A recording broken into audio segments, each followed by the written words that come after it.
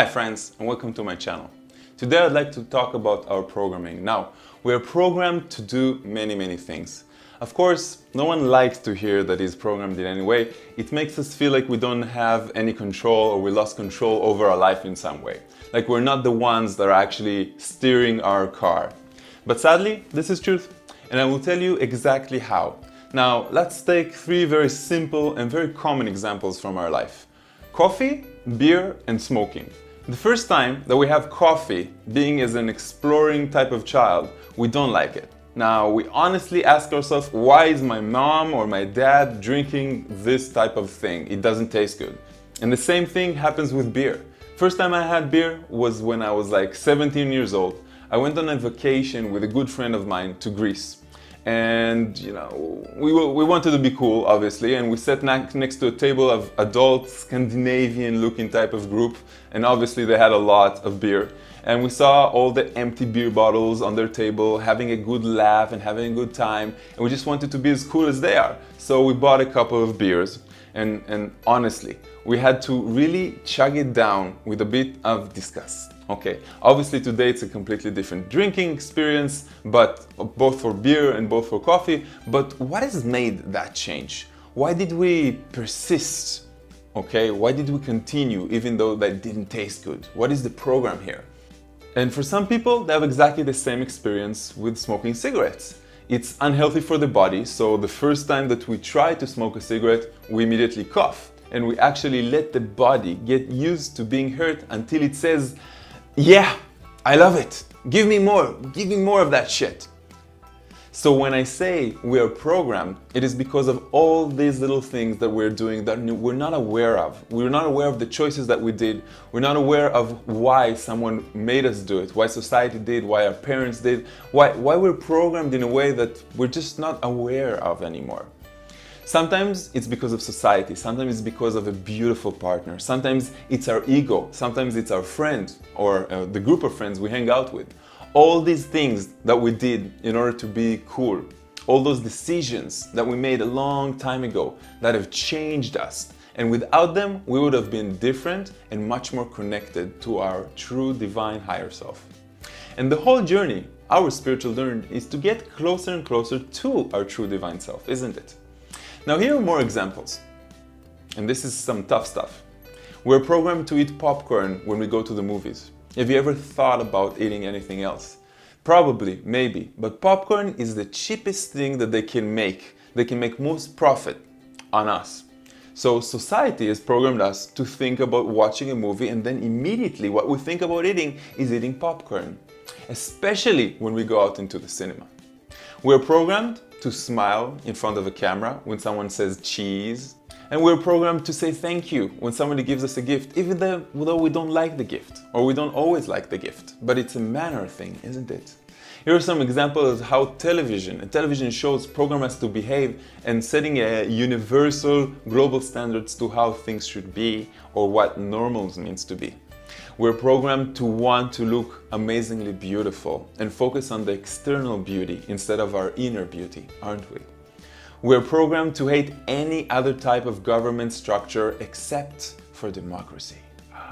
We're programmed to drink alcohol or take any type of pharmaceutical or non-pharmaceutical drug if we ever encounter any sort of stress.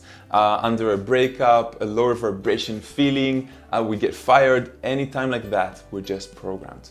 Any television show, especially American, will always have success wound up with having a whiskey bottle in your office or an alcohol beverage of some sort.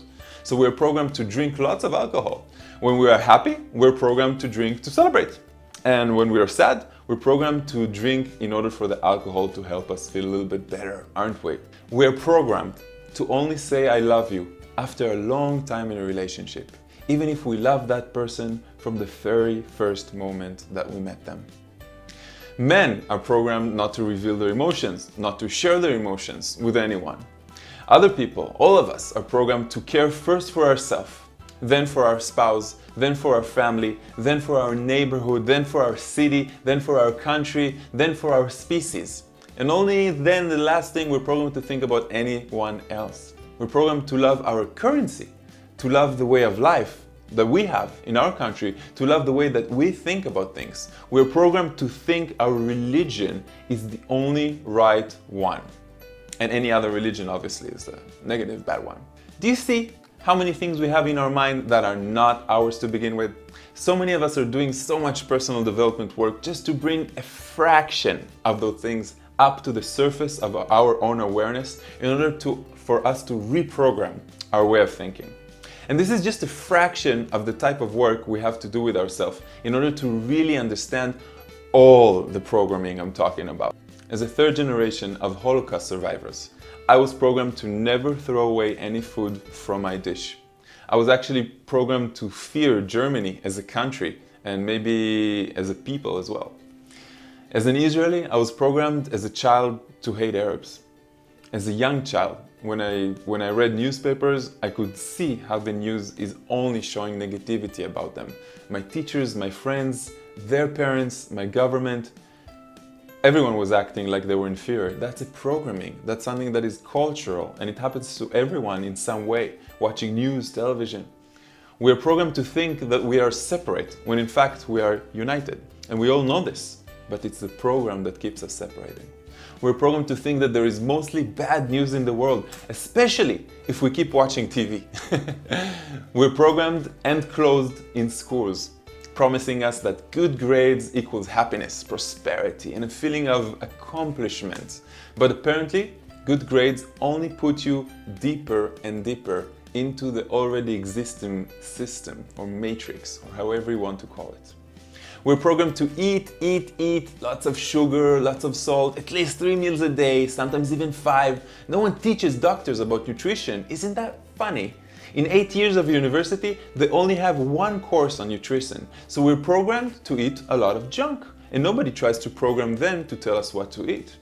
We're programmed to take lots and lots of medication in case absolutely anything happens to us. We're programmed to dislike anything that is not normal. And of course, who defines normality if not they define normality? What is normal to do and what is not? We are programmed to live until a certain age and not go beyond. It's not even optional in our mind to think about our true divine limitless and perhaps immortality. We're programmed to be sick.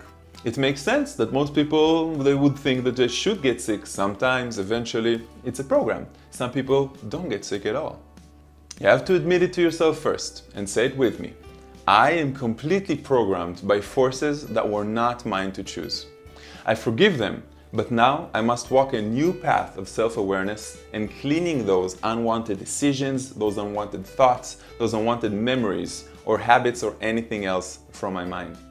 I need to do that to become more of my true divine self. Now, God, doesn't that feel just good? Thank you very much for watching me, my fellow programmed light family. If you like this video, please share it or simply like it. If you want to subscribe to my newsletter, go to www.maor.com.